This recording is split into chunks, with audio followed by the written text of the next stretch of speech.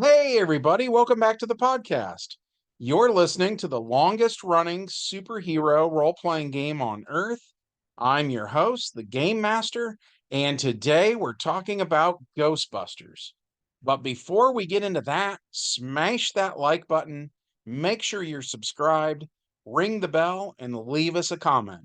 We've got a great community here, and it's all thanks to you guys. Thank you so much for being here.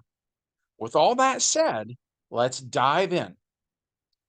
The prologue to this one takes place in 1984 when Columbia University parapsychology professors Peter Venkman, Ray Stantz, and Egon Spengler experience their first encounter with a ghost at the New York Public Library. The university dean dismisses the credibility of their paranormal focused research and fires them.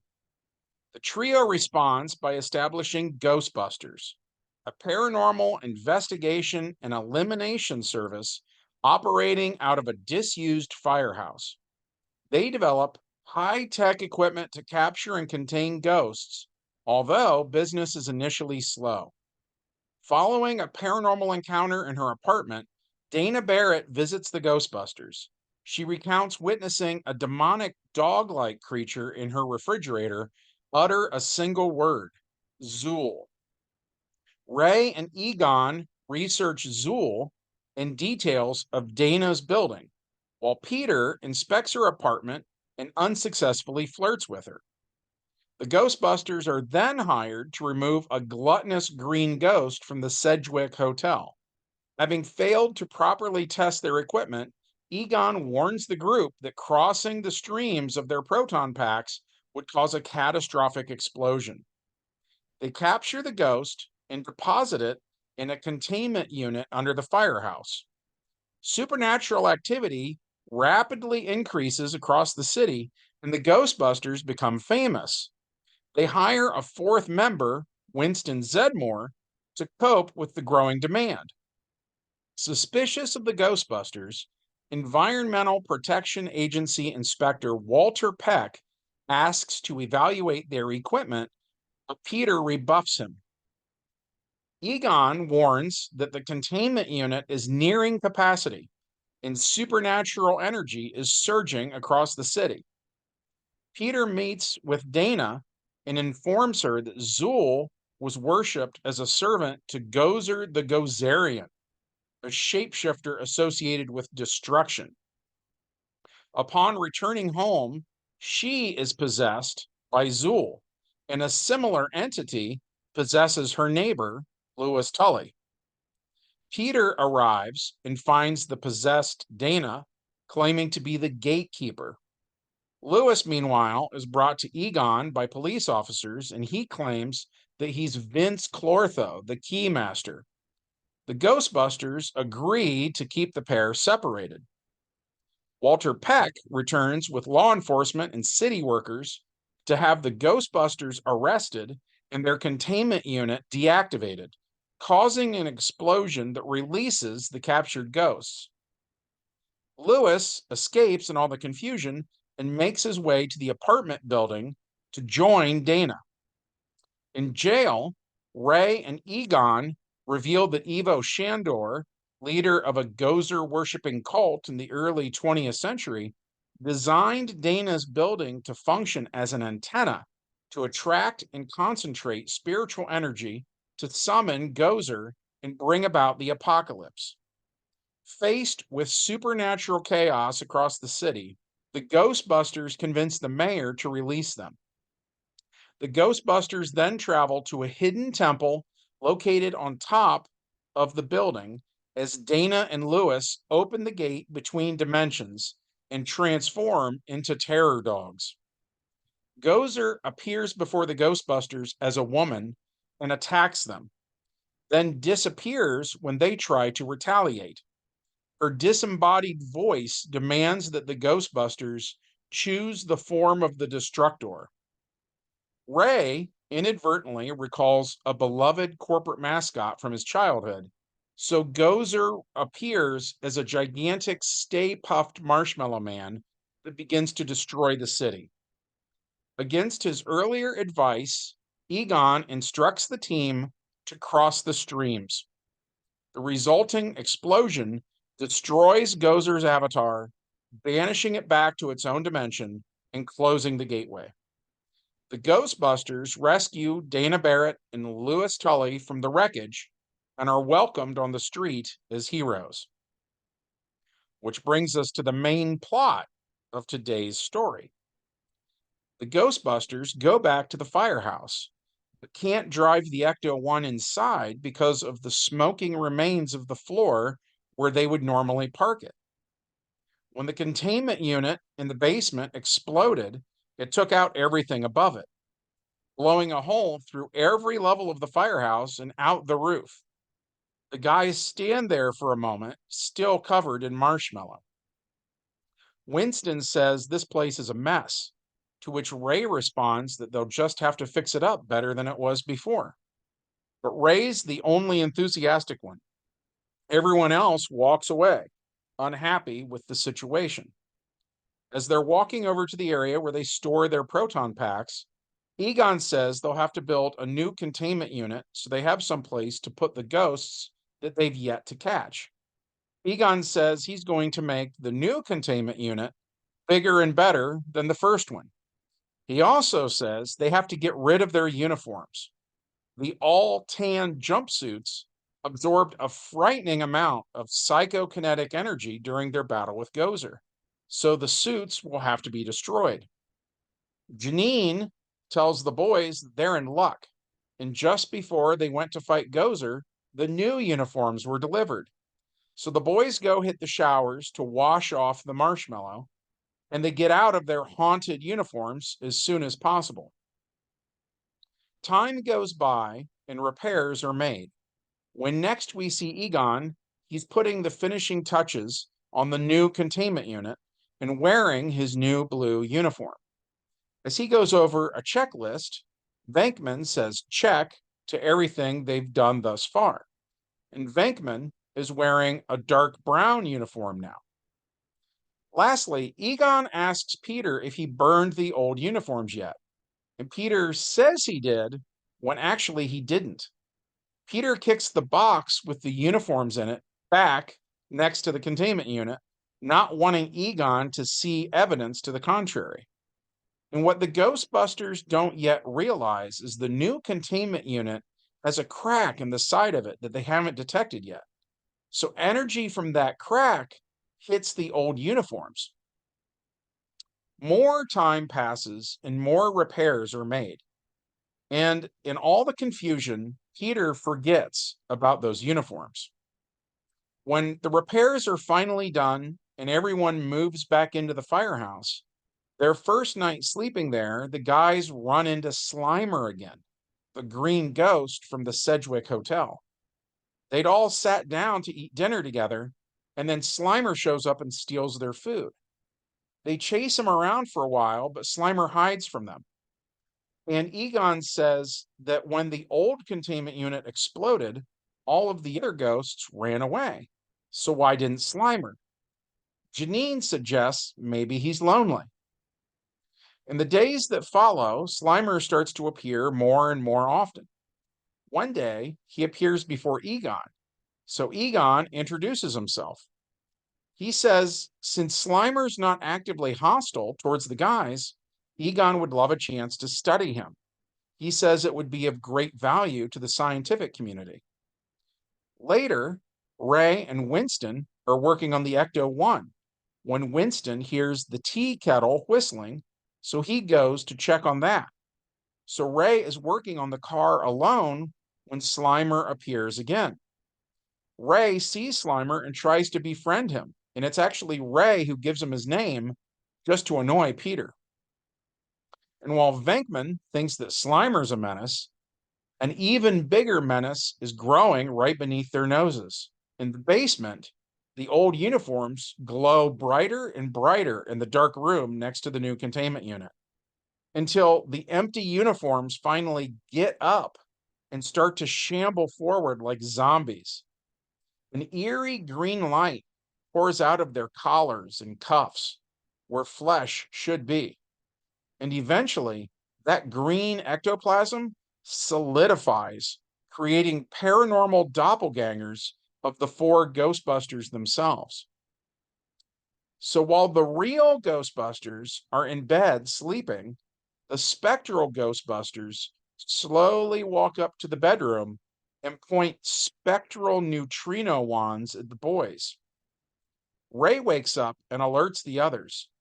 One of the spectral Ghostbusters then tries to shoot Ray, but thankfully, Winston dives in and knocks Ray off of his bed, saving his life. The boys scramble to the fire pole and slide downstairs, avoiding energy blasts left and right. Once the guys are downstairs on the same level where the Ecto 1 is parked, they suit up and put on the real proton packs, then return fire. The spectral Ghostbusters retreat, leaving the firehouse, and Winston says he doesn't think they'll be able to catch him on foot. Egon says he doesn't think they should chase after the spectral Ghostbusters until they know what it is they're dealing with. And Ray says they're us. They look just like us. Egon asks how it's possible that their doppelgangers were wearing the old uniforms. And the guys realize that Peter lied about burning them. So he takes them down to where the box is, and Egon checks it out with his PKE meter. Egon explains the uniforms were charged from their encounter with Gozer, then picked up even more energy from being next to the damaged containment unit. Ray asks why the spectral Ghostbusters look like the real Ghostbusters. And Egon explains that whenever you touch something, you leave a psychic imprint on that object. Days pass, and the Ghostbusters bust several random ghosts. Peter is looking for one in an alleyway when he gets surprise attacked by spectral Venkman. Peter says this town's only big enough for one Venkman, and his doppelganger agrees, then tries to destroy him. Elsewhere, Egon and Winston bust the ghosts that they were chasing, then they get attacked by their doppelgangers. They dodge an energy blast from the villain's neutrino wands. Then Venkman shows up in the Ecto 1 and the good guys jump in. As they speed away, the bad guys fire more energy blasts at him. Meanwhile, Ray is running from his counterpart. So the guys find him and he jumps in the car. Once again, the good guys get away and return to the firehouse. But the bad guys follow them there. And while our heroes try to come up with a plan, the bad guys steal the Ecto 1, which still has the real proton packs in it. The villains then open fire using their weird green spectral proton packs as the heroes take cover behind Janine's desk. Egon says that while the real Ghostbusters use real packs, the spectral Ghostbusters use spectral proton packs. And the more of this green energy they shoot at the heroes, the more it subtracts from how much energy they still possess. So the plan is for someone to run out there and draw their fire until they run out of energy. But it's a suicide mission. So Slimer decides that he's immune to such things. So he flies out there to try to save the lives of the guys. The spectral Ghostbusters shoot at Slimer, but miss. And as they do so, they get weaker and slower and more transparent. Their ectoplasm seems to be turning into green smoke that then slowly drifts away. Using their one extra proton pack, Venkman blasts the villains and they fall back onto the street in front of the firehouse. The guys then run out to where the villains parked the Ecto 1, and the good guys grab the real proton packs and use them to attack the villains.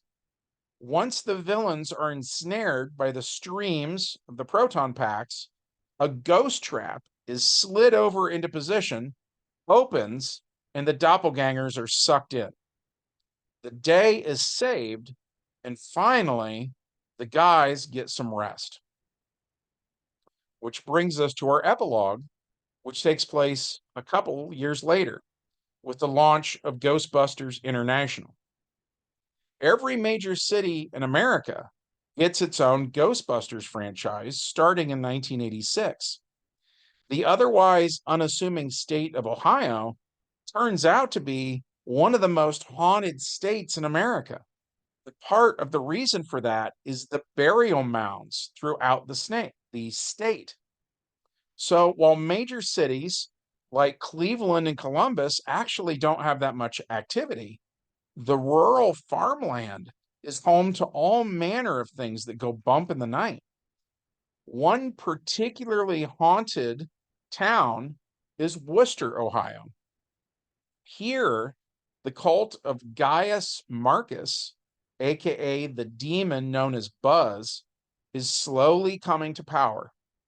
For those who don't know, Buzz is a DC character from the 1990s.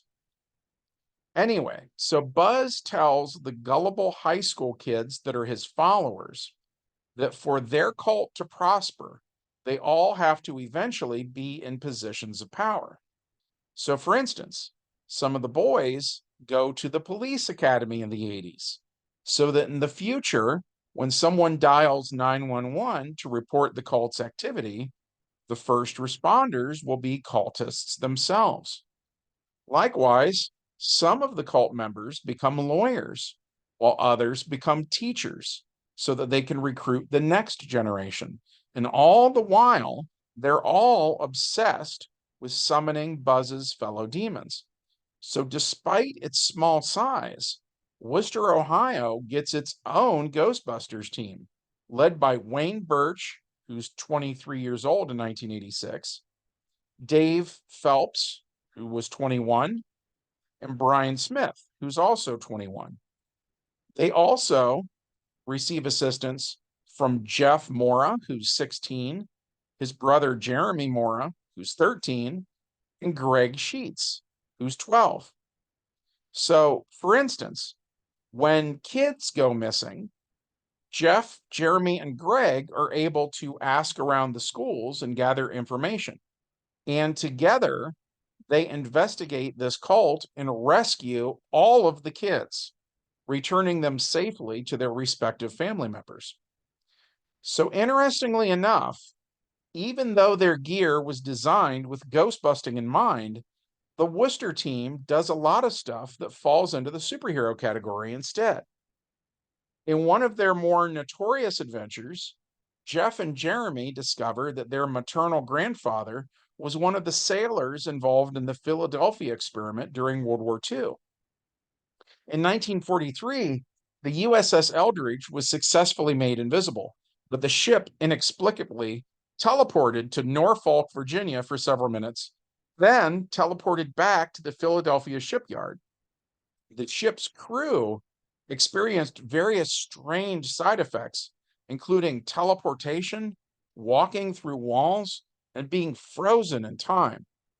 At one point, the USS Eldridge actually traveled to the 1980s, and Jeff and Jeremy got to meet their grandfather when he was a young man. But that's a story for another day. All of this was stuff, by the way, that the other guys played when I wasn't around, but its lore has become a huge part of the story of our game world.